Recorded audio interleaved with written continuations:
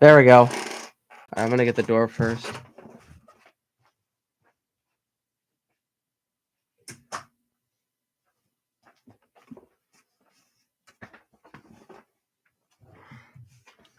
And good morning, everyone. Welcome to now Turbo Tuesdays. I'm your host, Sean Urban, delivering the latest news and playoff drama in the NASCAR world. And we're closing in on the championship four, just 2 weeks away. This past weekend in Miami was the weekend of comers and goers, as people like Kevin Harvick, who was running a special scheme dedicated to his championship win in Homestead almost 10 years ago, ran a relatively well race within the top 10, but eventually fell out. Bubba Wallace's Tyler Reddick paid homage to Grimace in the Hamburglar with some special McDonald's cars. Bubba led at the beginning of the race, but also fell off, and Tyler Reddick would claw his way back to third. It was also a weekend where those who had the highest of hopes later had the lowest of lows, as Kyle Larson, who was leading this race and fighting Ryan Blaney for the lead during pit stop cycles, almost nearly ran into the back of Blaney during the race, and to avoid the crash, he ended up turning right into the sand barriers, ending his day early. It wouldn't be so relevant to Larson, as he would lock himself into the championship four early. However, karma would seem to get Hamlin, as on this as towards the end of the race, Hamlin and Blaney would battle it out in turn one, with both of them pulling slide jobs on each other. Hamlin eventually having to let off the gas and slide almost up into Blaney into turn one. Blaney once again called Hamlin a hack, which is a little bit ironic, considering that Denny calls most people hacks. But eventually karma caught up to Hamlin, as his steering rack broke going into turn one once again, and eventually his steering wheel jerked and he ended up in the wall, ending his day early. Another day that was ended early was Martin Truex Jr., who was running really well and in the top three for a lot of the day, had reliability problems and was eventually taken out of the race due to a blown motor. And that would leave Christopher Bell pulling ahead of William Byron and Ryan Blaney, as Byron would fall back to fifth, and Bell would for the second year in a row secure his spot into the championship four. And where does that leave us in terms of our championship so far? So right now, Bell and Larson are locked into the four, and Byron and Blaney are still above the cut line. Byron is plus 30 above now, and Ryan Blaney is plus 10 above the cut line. That leaves Tyler Reddick minus 10. I said he finished third, having a pretty solid day. Martin Truex Jr. would be minus 17 at the reliability, is just towards the end of the race. Hamlin, after hitting the wall and getting knocked out, that is now minus 17. Chris Buescher, who was just really has fallen from playoff form, has now lowered to about minus 33 above the cut line.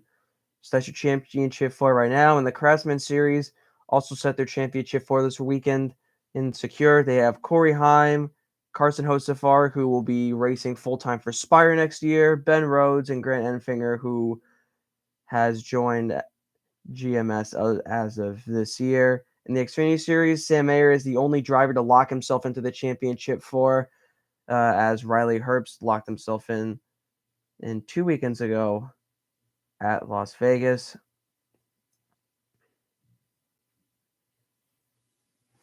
And that leaves us with Sam Mayer, who is the only one locked in, John Hunter Nemechek, who is plus 44 above the cut line, Cole Custer plus 3, Austin Hill plus 3, and Justin Allgaier minus 3, leaving a three-way battle between Custer, Hill, and Allgaier for the standings.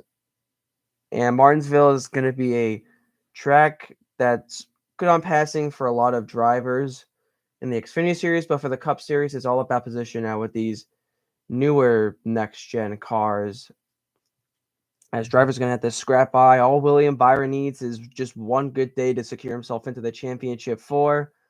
They did do a system 2 years ago, was because Larson was dominating so much in the round of 8 that they pretty much just gave the points to Chase Elliott, who was second. They just said at the beginning of the race, yep, Chase Elliott's locked into the championship four even on points very early. So it's going to be interesting to see what they do with that at Martinsville. I don't think anything's going to come of it, but Byron's really has been the top dog at Hendrick this year and the most winningest driver besides Larson, and he's my driver, so I'm rooting for him to win.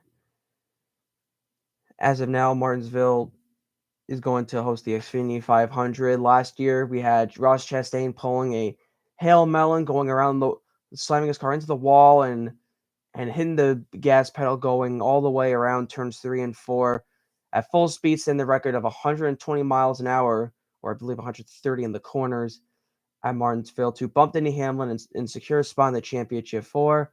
But since NASCAR changed the rules on that, there is no Hail Melon this year, and especially not since Ross Chastain's not in the playoffs anymore. But yeah, and speaking of scrapping by, Iona Rugby, a little bit of off the air news that Iona Rugby has scrapped by a lot of the teams this year. We lost to Brown and Siena twice, not twice, but we lost twice to Brown and Siena. But we managed to win against Nazareth and score bonus points, so that locks us into our playoffs, the Liberty Conference playoffs this weekend. So those are my boys. We will be playing Siena this weekend. So hopefully, if you guys are willing to make the 2-hour drive to Siena, go ahead and do it. And I'll also be introducing something that was requested by from a lot of peers and teammates. They would like to come onto the show and talk about NASCAR. They have taken an interest in what I've done. And after the championship, I think I'll start letting hosts on to keep action a little bit spicy and a little bit more entertaining for everybody. And yeah, that's it. So Martinsville's the last shot for the Xfinity and Cup Series guys, and I'll review Martinsville and we'll go from there. So thank you guys for watching, and I'll see you guys next week to deliver my verdict on who the champion will be. Have a good morning.